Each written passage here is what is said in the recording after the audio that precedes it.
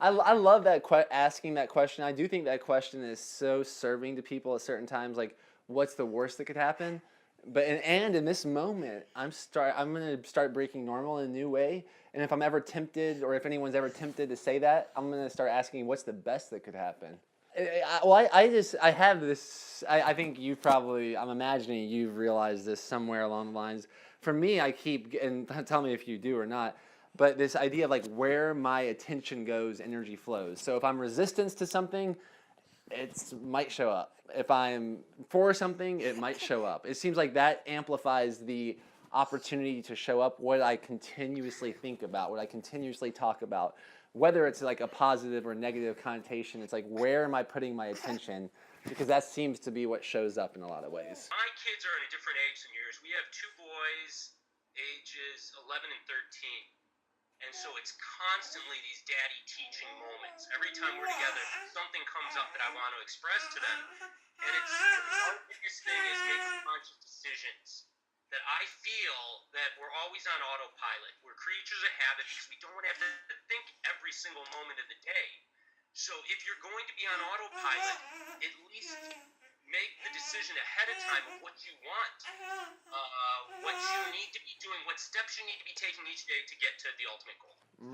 I like that. So you're saying one of the ideas that you've shared with your boys is that because humans have a habit of being run by habit, or a tendency to be run by habit, you might as well build in great habits, like reverse engineer where you want to go and make sure your habits are getting you there. So if you do go on autopilot, this is autopilot in the direction that you want to be going in. I think I was asking you what you guys put in the smoothies. We've recently started making our own smoothies. I kind of went overboard and tried to put too much greens in, kale, spinach, rapini, and then a couple of kiwis. And my wife's like, no, you got to start with the kiwis and the fruit, and then slide some spinach in there. The kids won't eat it.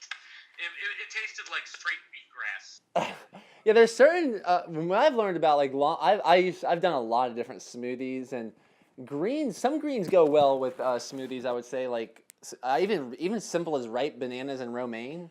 That was like one of my original smoothies. Just those two ingredients. It's surprising how good that can be with maybe a little water or ice.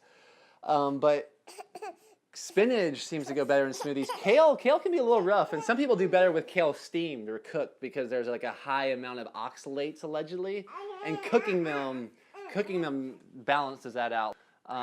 I've just found like kale, I do better with it kind of cooked or steamed, and it seems like it digests easier. Or in a juice, I love kale in a green juice. Okay. Do you ever do green juicing? Oh, you never tried green juicing. Let's talk about. Well, let's talk about green juicing. I would say it's one of the best liquid, like one of the drinks that has served me the most in my life is literally like lemon, ginger, and then a green. Lemon, ginger, maybe a little apple, and then a green of sorts. So that could be kale, that could be spinach, that could be shards, all those. So whatever greens are in season, juicing those, man, that is like being in harmony with nature, in my opinion. Really, it's like we have this advanced technology of different types of juicers. You can get a cheap one at Walmart, or you can get like a really expensive Green Star one that has been known for people they're getting rid of diseases. They're becoming more imbalanced, and they have like special juicers like the Gerson Therapy uses. But so there's a whole spectrum. I think the best juicer is the one that you use the most. So some people are like, well, that juicer's $1,000 and that one's only $100. Which one's better? It's like, well, it depends on which one you're going to use more. That's the best one for you. Eating organic or pesticide-free, putting greens in that with lemon, ginger, and apple, just like something to cut it and balance it out rather than just straight alkaline minerals. Drinking 16 ounces of that a day on an empty stomach, that's like nature steroids, I would say.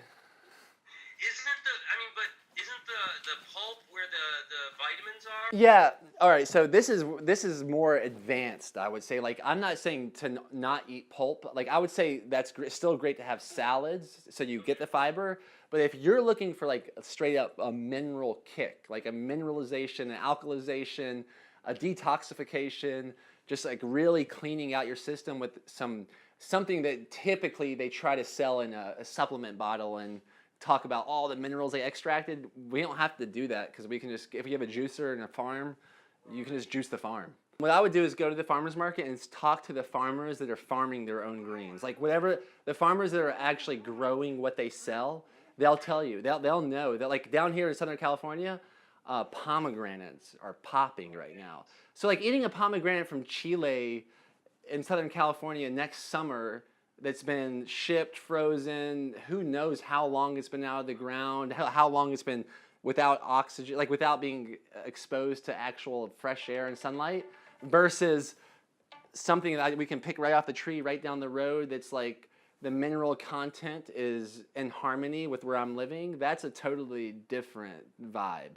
I don't know, I think there's something to be said about eating fruit that's near, or vegetables or herbs that are near me, that are growing in abundance, especially if they're like wild oriented. It's one thing, an herb that needs a lot of care and a lot of watering and a lot of nourishment from man. It's a whole nother thing when a dandelion's growing from the crack in the sidewalk and it's like, this stuff is going to survive regardless of any manipulation. Those kind of wild foods typically are extremely beneficial. But I think like a great place to start is at the farmer's market, asking the farmer what is like peaking right now, what produce is peaking. That's one of the advantages, I would say, of living in this miraculous world where everyone's like niched in their own passion, that I can be here surfing and be focused on my lifestyle, and then I have these farmers down the road that meet every Sunday and Wednesday that want to gift me their gifts for some exchange of some money. Run, guan, guan, guan. Run, guan, guan, guan. Run, guan, guan, guan. Run, guan, guan, guan. Run, guan, guan, guan.